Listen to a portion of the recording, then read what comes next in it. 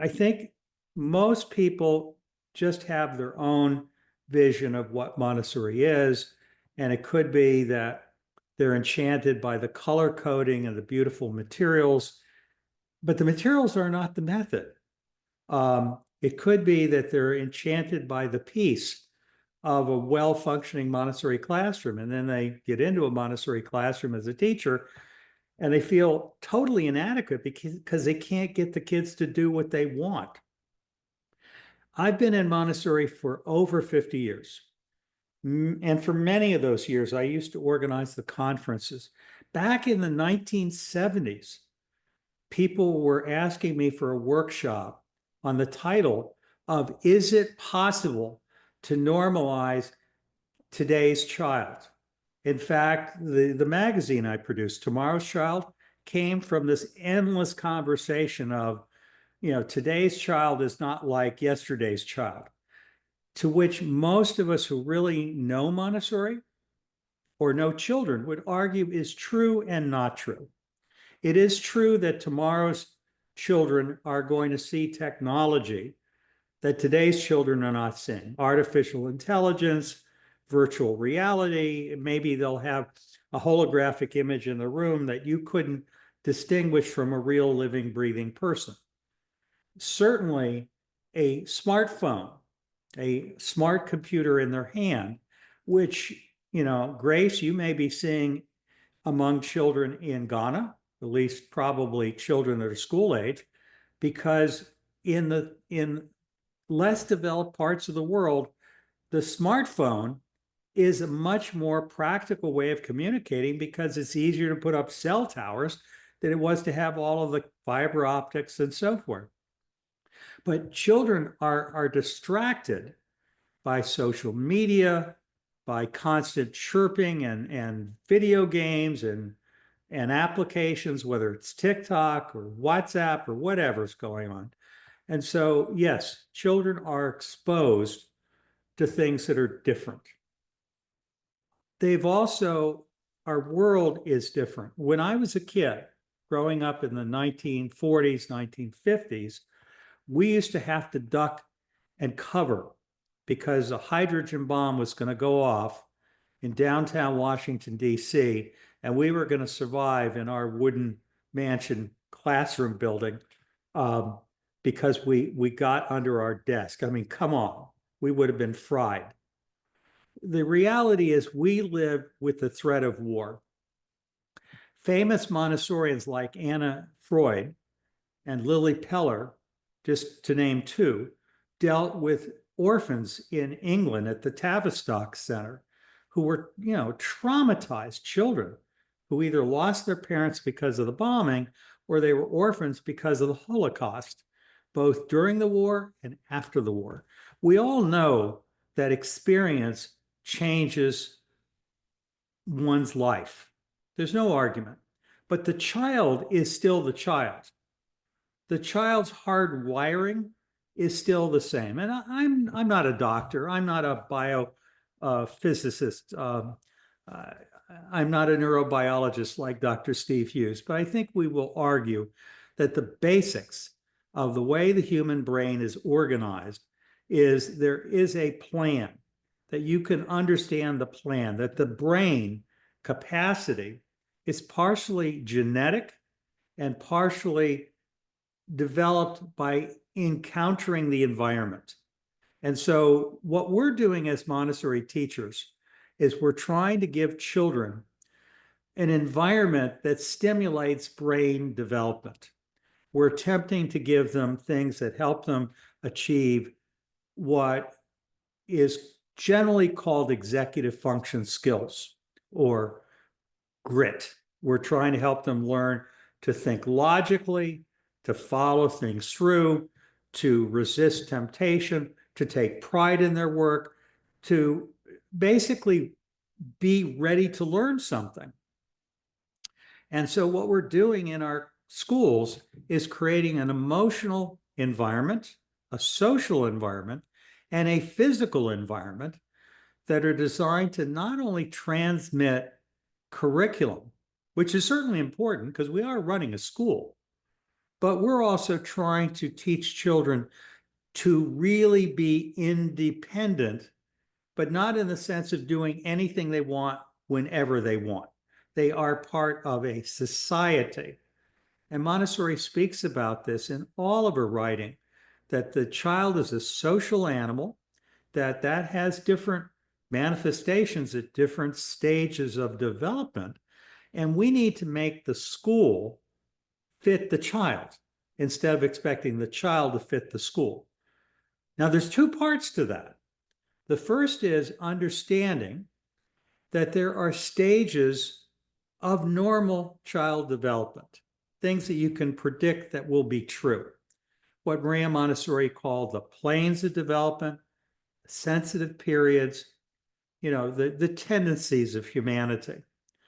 If you understand that in theory and learn to look for it in its day-to-day manifestations, you notice that a child at 1 is different from a child at 3.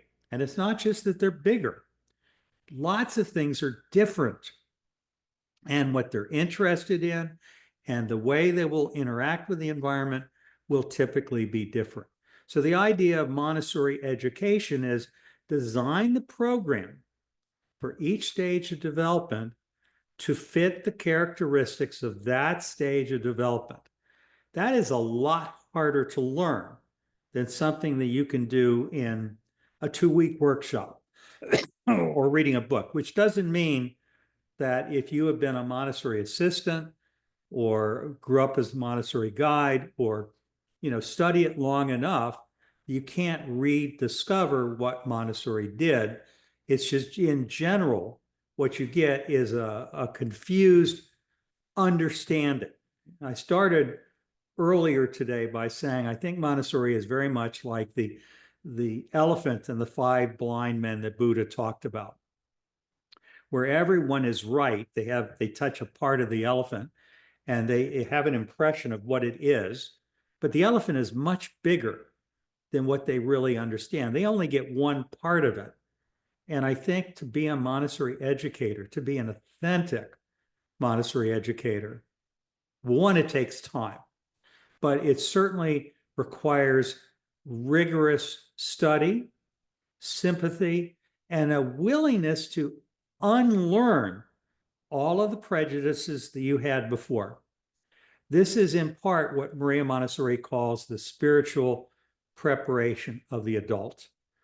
To see a child with empathy, to see a child with sympathy is not to babyfy, infantilize the child.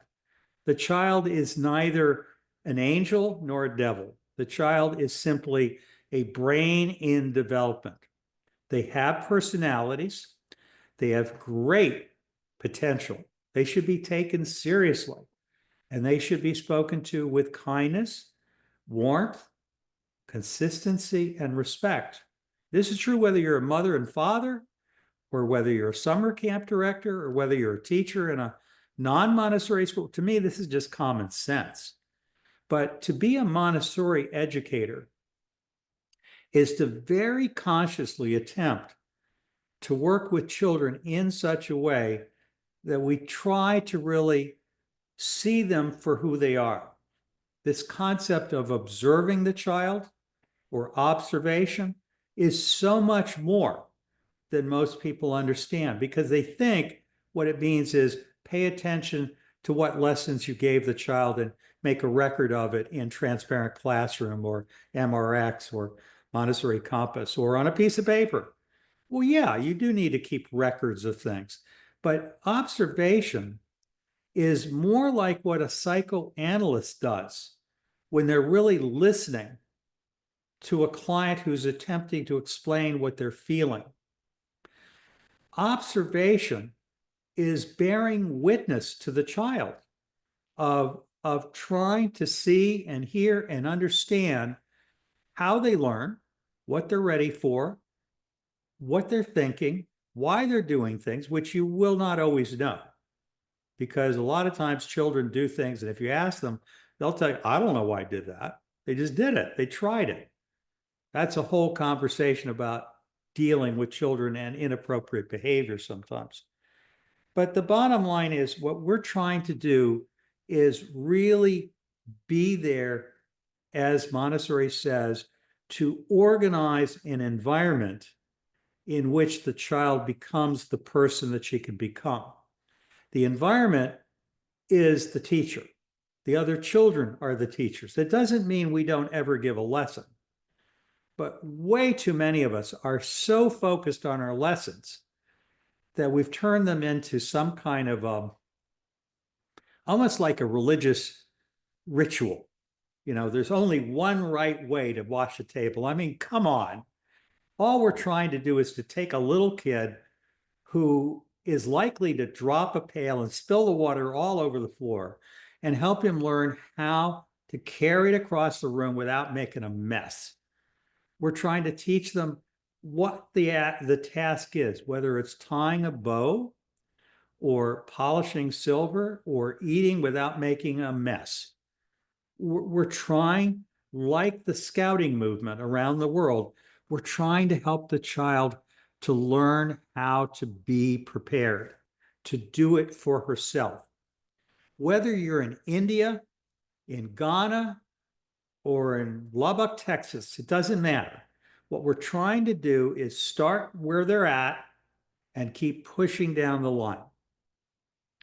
And to me, what really is important in Montessori is not the fact that our children will know polynomials at an early age, or that they'll have what we call a mental image or a muscular memory of math. I mean, frankly, the materials are something that if you grow up Montessori are a forever part of your life. They are so much more than pieces of wood and metal and plastic. And they need to be perfect. I was sitting there in a school just last week, and I was in a room with parents who were doing a kind of a not a silent journey, but just take materials out. So because I was not a presenter, I just took a 100 board off the shelf, and I'm very carefully sitting there by myself doing the 100 board. Parents are coming up and asking what the heck I'm doing, which is, by the way, how I like to teach. I just take material off the shelf and do it. And the 100 board was missing like 14 numbers. And I thought, oh my gosh, I can't complete this work. Now, I'm an old guy. I mean, I can get over it. If I was a 4-year-old and I'd spent hours working on this thing, I'd be really upset. So the idea that everything has to be beautiful, it has to be complete, it has to be in good condition. Again, I picked up a trinomial cube, and one of the folding doors that is the box wasn't there, and pieces came falling out as I, began to just slightly put it down. I realized there's no box there. So know your material. So I think understanding why the materials have to be complete, why they need to be in correct order. How do we give lessons? What's the whole purpose of this thing? There is so much to it. I'm looking at my notes, and I dumped in, 10 major characteristics. And I think what I'd like to, characteristics of Montessori, and in a minute, I would like you to kind of think about what you think they are. And we'll do a comparison. But I said something before that I didn't finish, and I'm sorry. I said that the Montessori environment is designed to be flexible and designed to meet the child where they are. And I said one way is by, at each age level, meeting the characteristics of the child of that level. I forgot something. And the part that I forgot was, at every age level, if you've got 3 children, you've got 3 separate human beings. So the idea of designing your program so that you can use different tools to address different children's personalities or preferences or tendencies.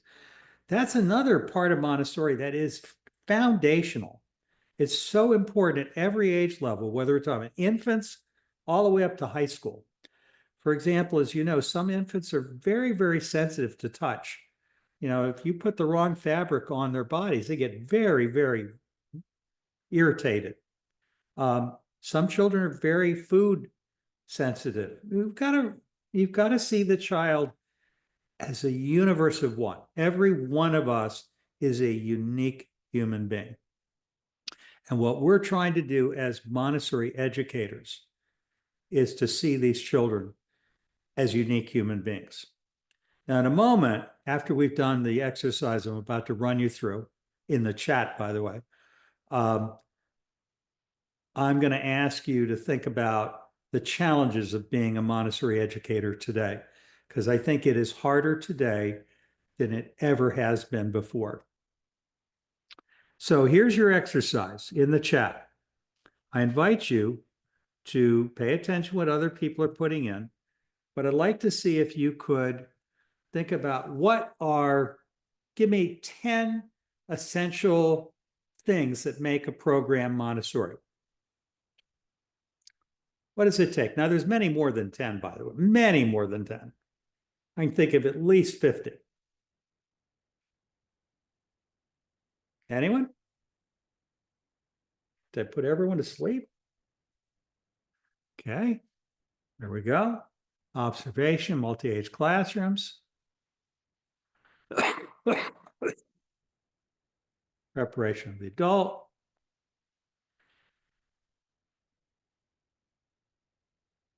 Thank you, everyone. We're getting all kinds of great stuff. Some repetition, which is normal.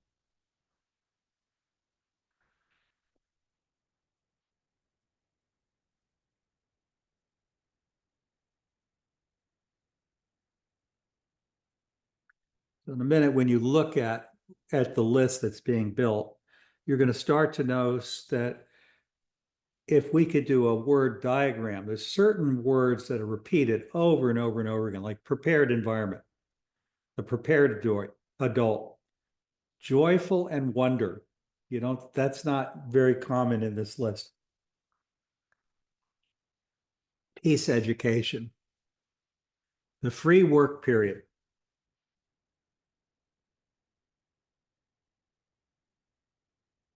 holistic view of the child, diversity.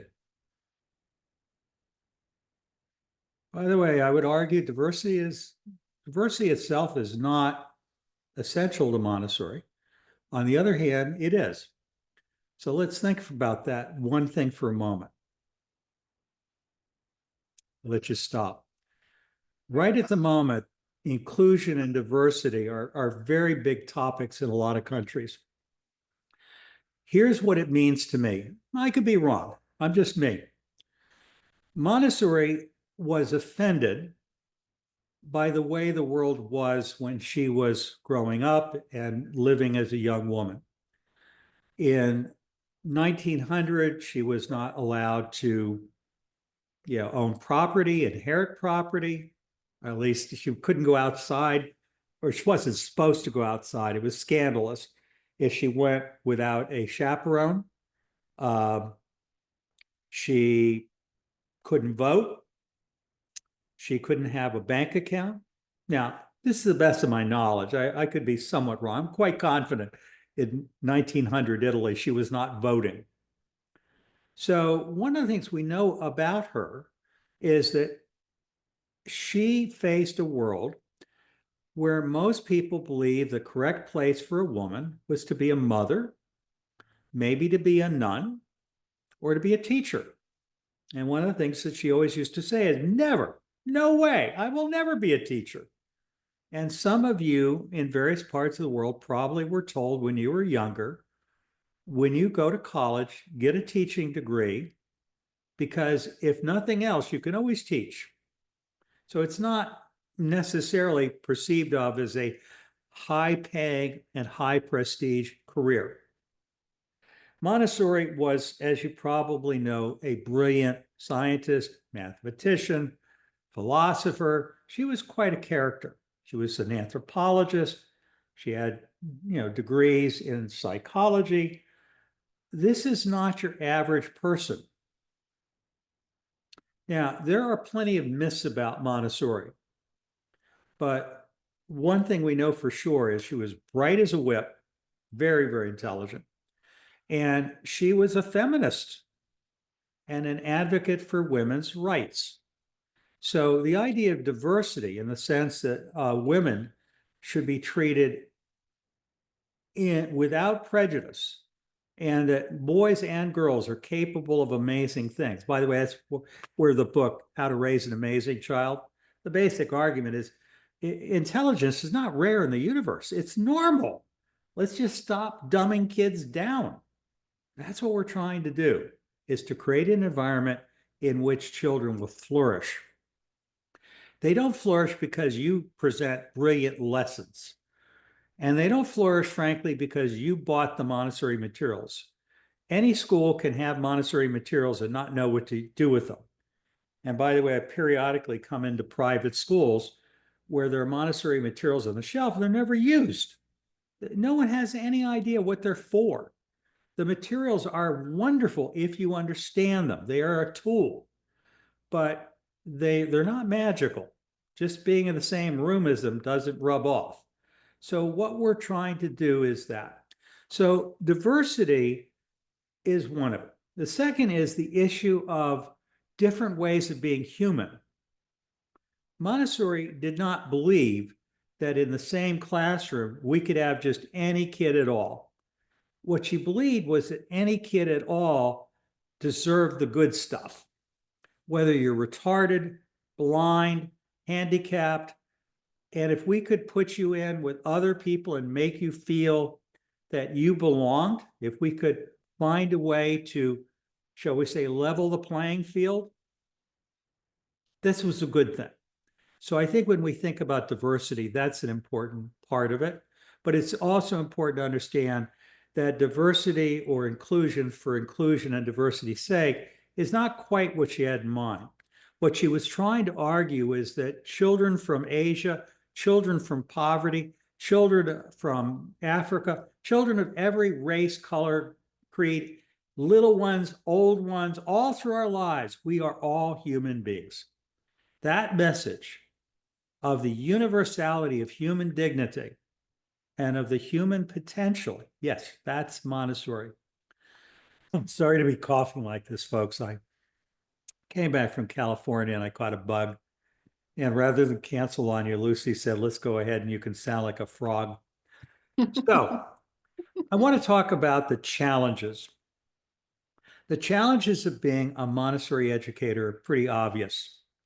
I cannot imagine I'm going to say anything that you don't already know, unless you're a parent and you've never given it any thought. So those of you who are trying to homeschool, this is not relevant to you, but it might be interesting. The first is Montessori teachers in general don't get no respect. We get respect in the sense that we take pride in our work. We take pride in our identity as being followers of Maria Montessori and Montessori educators. We've often had to go through a course of study that, at least in our minds, is more challenging, more difficult than what conventional educators go through. Now, by the way, whether that's true or not, who knows? I can only say it's different because the whole nature of most non-Montessori education is so different that it's night and day different. I'm stopping for a moment to let that sink in. If you're not a Montessori educator and you're trying to understand Montessori, it's like the five blind men and the elephant. If you've never seen an elephant and you're blind, all you can do is slowly walk around the elephant, try to figure it out. But Montessori does not work like traditional education. Its goals aren't the same. The outcome, excuse me, the outcomes obviously are similar. Everybody wants a well-behaved child. Everyone wants a child who could go out and earn a living. Everyone wants a child who will be able to, go on to university or go on to technical school or master a trade. Now, we're looking to produce people who are going to be able to join us at the adult table, to be big boys and girls. We want people who are good citizens, who are going to be good fathers and mothers and good husbands and wives and good people in the world. That's our mission. I'll go further. The real mission of Montessori is to save the world. I'm going to say that again. The real mission of Montessori education is to save the world. Maria Montessori didn't start with that mission in mind. But I think that it was one of the things that led her to go down this path. Now, I suspect there were probably more things that were in her mind than that. One is, let's face it, Maria Montessori made a living from being Maria Montessori and selling training and selling materials and all that. And I don't have any argument. The woman was brilliant and she did good work. And I wish I could have been trained by Maria Montessori. I would have gladly paid for that privilege. But I think the big thing for her was that she looked at a world that was on a clear path to destruction. The First World War, the Crimean War before that, the American Civil War. If you know anything about what was happening in the United States and North America, or was happening in Europe, and really you could argue happening elsewhere, when we took modern science and modern industrialization and turned it to the creation of weapons of war and communication and surveillance, all bets were off. Our ability to destroy each other was very clearly growing. It was only a matter of time. And we are there. We are absolutely there right this minute. So in her mind, if we were going to survive this period of human existence, where it's not just an eye for an eye, where one person might kill one other person, but one person could theoretically destroy millions of people, if not the whole planet, we had to overcome the human tendency to violence. One of the whole questions in life is violence and war human nature? Lots of people argue that's just human nature. Humans are just naturally ignorant, selfish, violent. That this is just the way things are. There are even philosophies that say humanity becomes better in terms of technology and civilization through warfare. That warfare is good for civilization. I would argue that maybe there was some argument to that years ago, but not once we got into the First World War and the Second World War and everything that's happened since. We are in a real problem. The other thing is Maria Montessori had a degree in biology. She was an ecologist. She had lots of issues. I will not tell you that she was out there, with Greenpeace trying to save the whales, but she was all too aware of what was happening to the planet. And she was all too aware of the importance of helping children to become stewards of the earth. That's our whole cosmic curriculum, which is not just about ecology and evolution and respect for life. It's also, of course, about respect for humanity and the story we all share in creation. Whether you look at that from a religious perspective or a science, it doesn't matter. But I think Maria Montessori was an idealist and a practical thinker.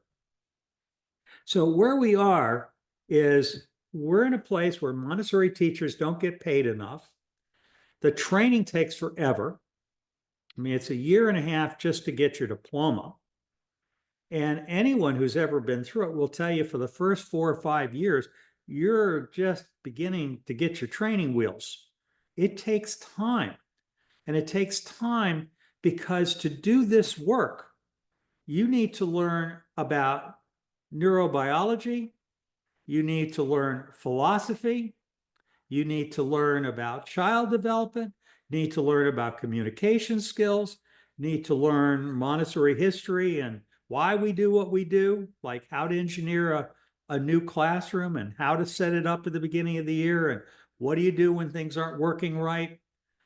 You have to there's so much to learn that you could spend your whole lifetime trying to understand this work. And many of us think that we can put our hands on the radio and feel Maria Montessori's spirit come through to us. In other words, we want it quick, we want it easy. And the reality is, you could keep studying this work your whole life. Hilda Rothschild, one of my inspirations in life, used to say, or this was Martha McDermott, sorry, not Hilda. Martha McDermott used to say, every time I read The Absorbent Mind, somebody slips new pages in there that I never saw before. This is true of any great work of thought, whether the Bible or the Torah or anything else. There's so much more to know than you thought. For example, one of my late friends with David Loy, who studied Charles Darwin's books, did you know that Darwin only mentions survival of the fittest 2 times, but he mentions love more than 200 times? That his argument of why humanity survived was not our opposable thumb, our tool making, or even our brain in the sense of being tool builders. He argued that what made us survive was love. That was our great survival adaptation. Maria Montessori thought like that. She was really interested in the idea that maybe we could actually go beyond singing nice, sweet songs about love, peace, and loving each other, and go beyond the songs to practical, day-to-day learning how to make life work, how to make society work. That's what our classrooms really are supposed to be. This is hard. And it's especially hard since COVID, because let's face it, there are a whole group of children who spent a year or two not quite knowing what the heck was going on. I mean, those masks were scary for a lot of little kids. They weren't able to see their friends. I mean, life went upside down for a lot of parts of the world. And we're still seeing the after effects of it, including children who have not learned things that we would ideally like them to know and are behind, or children that don't seem to have the attention span or are quicker to get out of control, or parents that are more likely to go adversarial, to begin to criticize us and say, you haven't done enough for my child. And that, I think, is probably one of the saddest or most stressful things. So to be an authentic Montessori teacher is to first off come to grips with what is it you're doing and why are you doing it? Because let's face it, you're not just doing it because you love little children. You're doing it to save yourself. You're doing this because something in this work meets an emotional need that you have. But some of us, many of the people I know, are ambivalent. We're torn between 2 extremes. On the one hand, we love these kids, but the kids are not always loving back, or they're not always easy to manage. They can be really frustrating at times, or they can be so adorable, you want to take them home. And if only they didn't come with parents attached, because the parents can be annoying in some cases. And maybe in your world, that's not what you're seeing. And if that's the case, good, because that's the way it's supposed to be. It's supposed to be a joyful experience. It's like loving someone. It's not supposed to be hard. It's not supposed to be painful. It's supposed to be good. And so what I just am speaking about is my observation is for a lot of us, we wonder, did we do the right thing? Did we make the right career choice? Will we ever have the job satisfaction that we want? Will we ever find the Montessori school of our dreams? Will we ever find the right parents? Will we ever find the right children? Will it ever be the same as it was for Maria Montessori? And part of it is Maria Montessori didn't have the kind of thing that you think. In reality, the kids she was dealing with were pretty wild. She made enormous progress with them. And they ultimately behaved the way that we talk. I mean, no one knows for sure because, at least in those first 4 or 5 schools, they didn't do longitudinal studies. And I'm not familiar with too many people that were kids who were interviewed later in their life from those early schools. I do know about the 20s and some of the schools, particularly in the countries like New Zealand and Australia and Canada and United States. My own mother's school in Washington, D.C. I know what it did to change children's lives. I know what you're doing. The worst Montessori school I've ever seen is one of the most interesting, wonderful schools available in that community. But I think it is hard. And I want to acknowledge that it is hard when we ourselves don't give ourselves the grace to recognize this is hard. This is not always fulfilling. We are not always going to feel like we're living in or walking in Montessori's footsteps. So we're not always able to do it as well as she did it. But it is so worthwhile. If you do just 1/10 of this work right, you will change lives, and hopefully, collectively, we will save the world. Wow. Let me stop. And we have 2 questions. 3.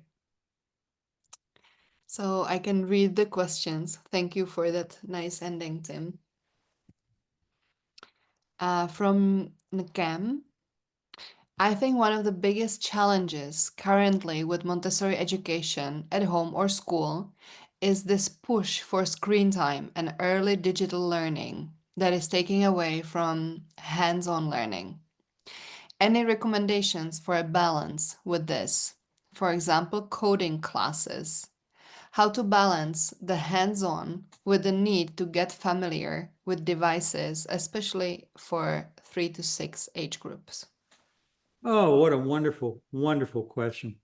I don't think there's any one answer here. I will say that I'm of mixed minds about digital devices. It is part of our world. I think learning about this stuff is practical life in today's world. I think the issue is balance. Our kids are not washing dogs or learning to trim dogs and cut hair. They're not learning how to iron shirts. They're not learning how to cook enough meals. They're not doing enough. They are not really working. And in our schools, what you're talking about, I think, is the 3-dimensional wooden, metal, and plastic materials, which are essentially just attempts to turn abstract ideas into a concrete autodidactic device. In other words, a self-teaching way of helping a kid to visualize a concept. I frankly don't care how a kid visualizes a concept. What I do care about is eye-hand coordination. I do care about situations where children are not just following a pre-programmed series of steps where whatever they're doing is like fill in the dots and color,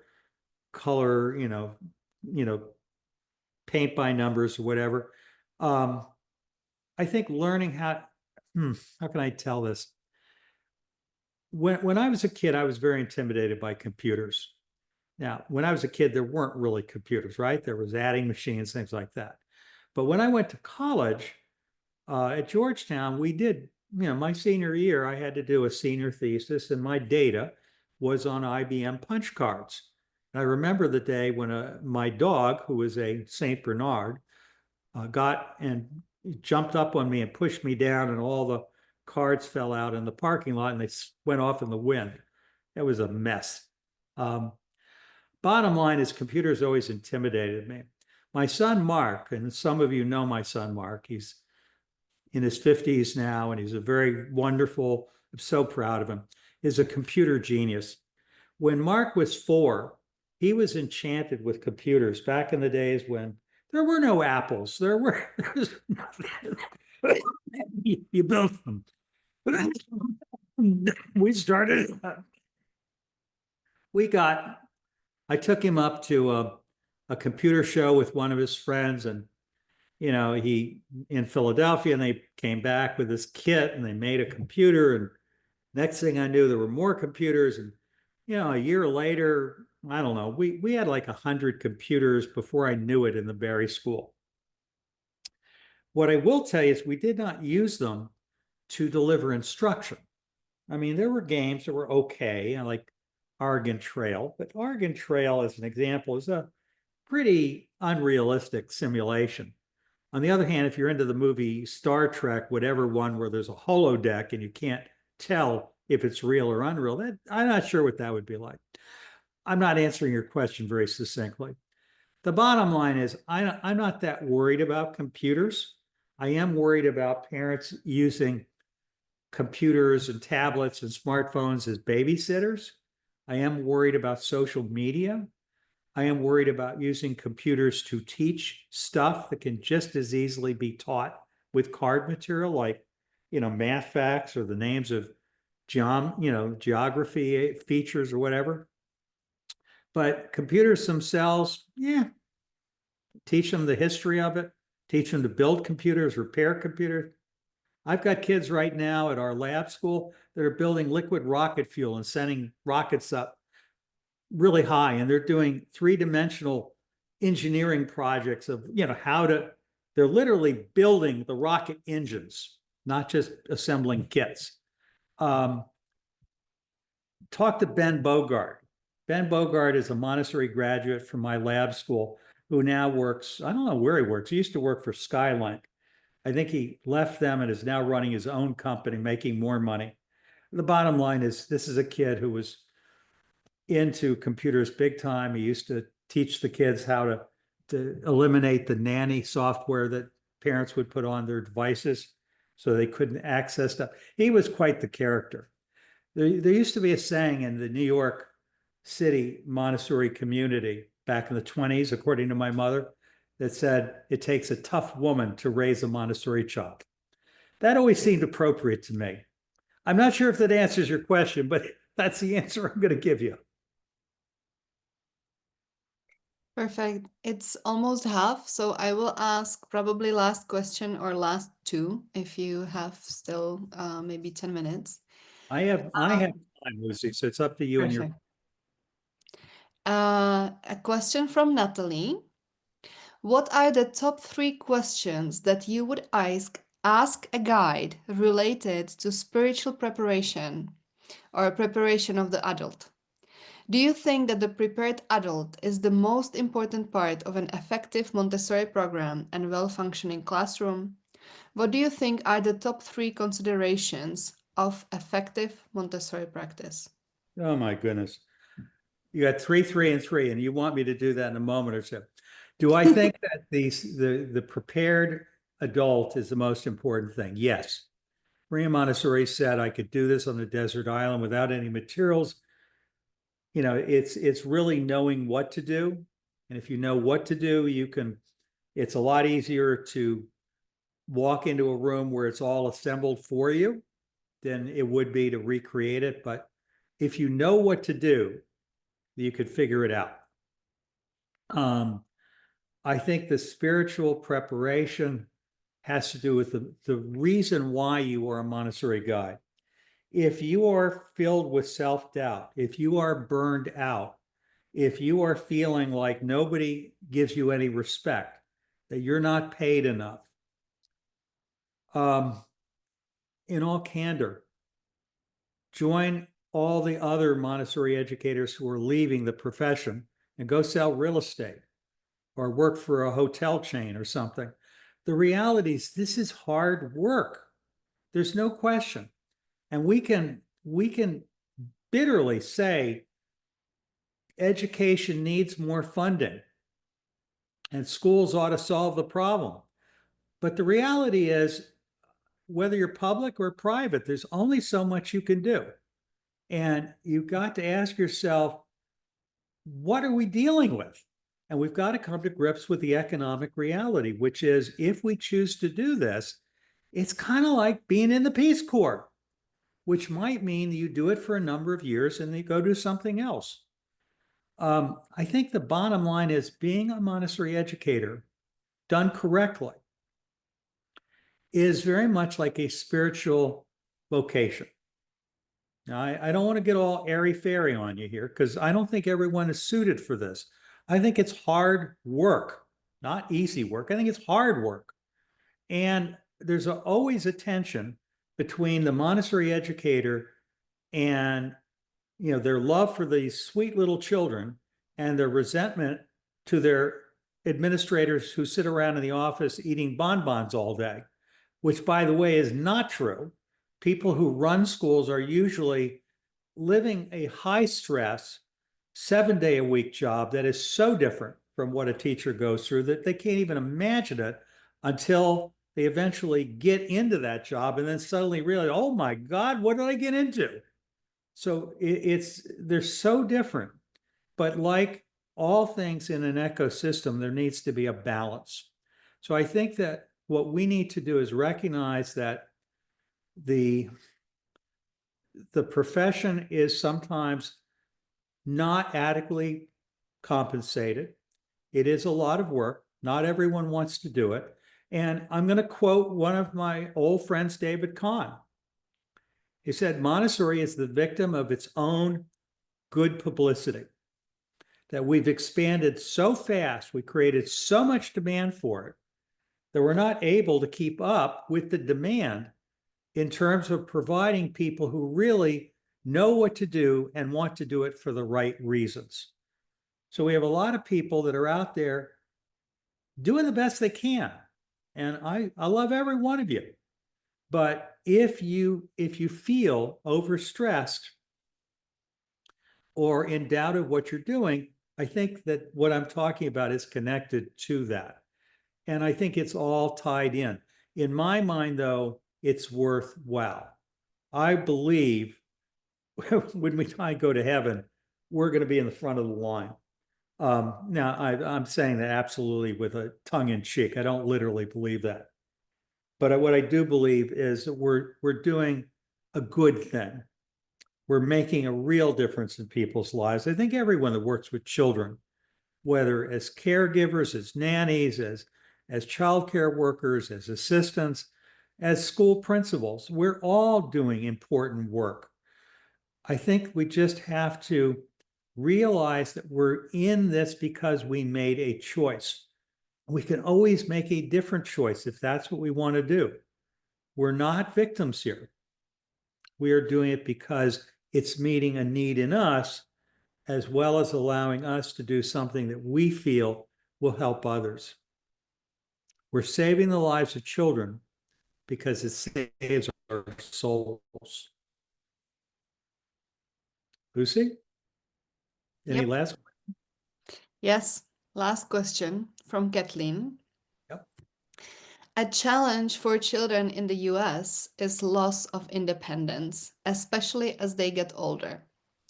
Children aren't playing outside much anymore or finding their own way around their community because everything is so far apart and they are dependent on their parents' cars.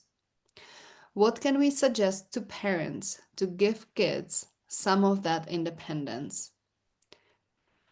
And from what I understood, From the chat below, the question, Kathleen is also wondering about the older children, not only, the This small is children where we can this give isn't Kathy practical help. Minority, is it? No, no, no. Okay. Well, first off, read my book, Montessori for Every Children, for every family. Um, I think you're raising a great question, Kathleen. I think there are several different parts to this. The first is, as a school, remember, if you're part of a Montessori school, you do not want to try to be like everyone else. You want to be different. What makes you different is being sort of weird, of being quirky, of being outside of the box. That's what always made Montessori succeed. When we start falling down the rabbit hole of people will love us if we're a little less Montessori, if we fit in like other schools, we lose our soul. I think what we need to do is really pay more attention to the issue that you raised of children working outside. Uh, there are some wonderful, wonderful workshops that are being done and articles that are being written.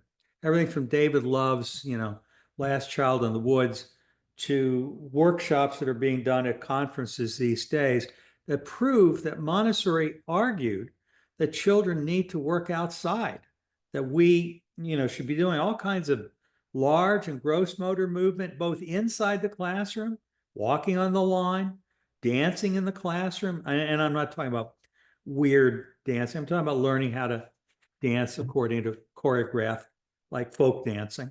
But learning how to use your body is indeed part of it. And working in the garden and working in wood shops or doing carpentry, it's not true just for older kids. That's true for very little kids. And there's a movement out there in the United States right now, which I find very funny, the forest schools, which of course are starting to rediscover the old Landschule or the land school, which was one of the inspirations for Montessori's elementary work. So again, if we look at this carefully, all of us would do well to pay more attention to that. And the same thing is true of helping parents to realize they can do more with their kids. I mean, no, our kids can't ride bicycles safely through city streets and whatever. There's so much stuff that makes life hard. I think what we can do is figure out what we can do to compensate for the limitations that modern society, at least in the United States, not all the world is going through this, but at least in the United States, we are currently struggling with this whole issue of independence and transport, at least in some parts of the world. Lots to talk about there. I could talk for many hours just on that. Yeah. For I those think, that are listening, can I make a last pitch? of course, of course. So I'm from an organization called the Montessori Foundation. Our website is very simple, www.montessori.org. There are other websites that have Montessori org in the name, like montessori.org.nz or AU or UK, but we're the original Montessori Foundation, where we fit into the ecosystem because everyone's doing good work. We try to think outside of the box. We try to push the envelope. We try to push people. For example, I'm on the board of the first Montessori University, Sarasota University, which is the first fully accredited Montessori university. Again, there are wonderful universities around. I think, for example, University of Wisconsin in Little Falls is just doing incredible work in their doctoral program. There's so much good work out there. But please, feel free to reach out to us. We have membership opportunities. You can work school consultants. If you call, we'll try to answer your questions as best we can. Please know that between books, magazines, lots of the stuff that I'm talking about is in our members resource library we've been doing this now for 32 years. And my family's been doing it for 91 years, 92 years. So bottom line is we have lots to share and we're happy to do so. And if you want, reach out and see who we are. We're happy to help. Perfect. Thank you, Tim. Also, thank you for inviting us to your website. We will mention the website uh, at your profile as well, so everyone can see it, everyone can go through. Also, people were asking at the beginning of your talk where they can order your book to make you and your mom happy. Well, you probably can order anywhere. I know that Amazon has got it on a pre-order. I know that if you order it through the Montessori Foundation, it may cost you more because Amazon, I don't know how Amazon does it. They buy it cheaper than I can. Um, but we'll sign the books that we sell, and we'll get the first copies in May when the others come. So you can pre-order them, and then we'll sign them. And if you tell us, sign it that says to my best friend in the world, you know, Diptha Awanti, I'll be best I can. I'll do it. And again, if you can travel around the world and find Paul Epstein and find Robin Howe, and you'll eventually get a signed by all three authors book. Perfect. Tim, thank you. Thank you so much. Thank you for your time. Thank you for being here. Thank you for supporting us all these years. Another thing is people are asking for certificates. We actually have certificates from Sarasota University, as Tim mentioned, and but these are only for the premium pass ticket owners or members, because for the free pass, there is more than 10,000 people registered right now, and it would be really hard to give out 10,000 certificates. Another thing that I would love to share is we have a wonderful partner, Butterfly Software, which is a new software from Canada. They have the vision to create an all-in-one software for Montessori schools, and they are requesting a feedback. So if you would find your time, I'm sharing a feedback form in the chat if you can open it so you don't lose it when I close the chat. And they offer also a chance to win 150 gift card to Amazon, to someone who will be filling out the form. So this is it in the chat. Please open it. And if you can try to fill it in so we help another wonderful Montessori company to come to life. And I will be also sharing their 1-minute video. As a Montessori school owner or supervisor, you know that operating a school takes a lot of work.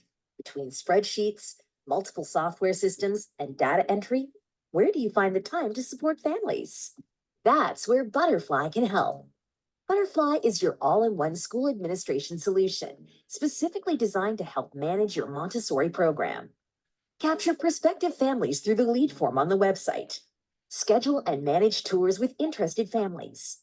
Accept the families based on your acceptance criteria. Digitally send and receive your enrollment package to ensure completion prior to the start date. Add the new child to the class list based on future start date and class size. Receive alerts when enrollment documents are late, and maintain all student information in one place. Butterfly supports your goal to provide high-quality Montessori education without the hassle of worrying about administration. I will see you tomorrow, because tomorrow we have Simon Davies and we have Celia Arotin, which are two of my favorite ladies when it comes to live talks and Montessori, especially with the 0 to 3 group. So join us tomorrow. All the links will be in your email. And yes, and Tim, thank you again for being here. Thank you, thank you, thank you for supporting us. Glad I was able to make time. Glad to do it. Okay.